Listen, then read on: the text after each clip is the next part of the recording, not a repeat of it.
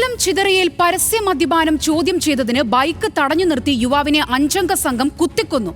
മടത്തറ സ്വദേശി സുജിനാണ് കൊല്ലപ്പെട്ടത്. സുജിന്റെ കൂടെയുണ്ടായിരുന്ന അനന്തു എന്ന യുവാവിനും കുത്തേറ്റു.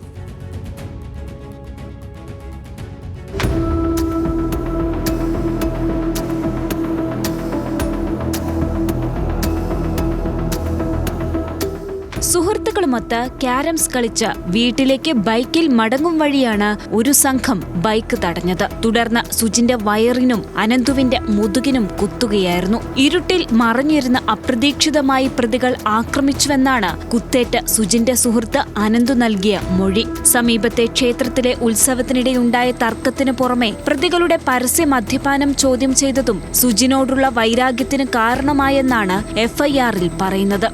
ക്ലബ്ബുമായി ബന്ധപ്പെട്ട് ക്യാരം ബോർഡ് കളിയും ബാക്കിയുള്ള കാര്യങ്ങളൊക്കെ ഉണ്ട്. അതും കഴിഞ്ഞ് പോകുന്ന വഴിക്ക് മറ്റ് എതിർഭാഗം രണ്ടുപേരുമായിട്ട് വാക്കേറ്റവും കാര്യങ്ങളൊക്കെ ഉണ്ടായി. അവർ പോയി മറ്റ് സുഹൃത്തുക്കളെ വിളിച്ചുകൊണ്ട് വന്ന് കത്തിയായി വന്ന് ഈ സുജിനെയും അനന്തുവിനെയും കുത്തി പരിക്കേൽപ്പിക്കുകയും സുജിൻ മരണപ്പെടുകയാണ് ഉണ്ടായത്.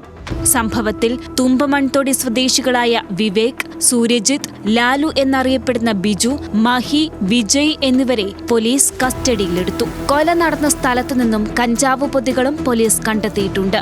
സുജിന്റെ മൃതദേഹം പോസ്റ്റ്മോർട്ടത്തിന് ശേഷം ബന്ധുക്കൾക്ക് വിട്ടുനൽകും. പരിക്കേറ്റ അനന്തു തിരുവനന്തപുരം മെഡിക്കൽ കോളേജ് ആശുപത്രിയിൽ ചികിത്സയിലാണ്.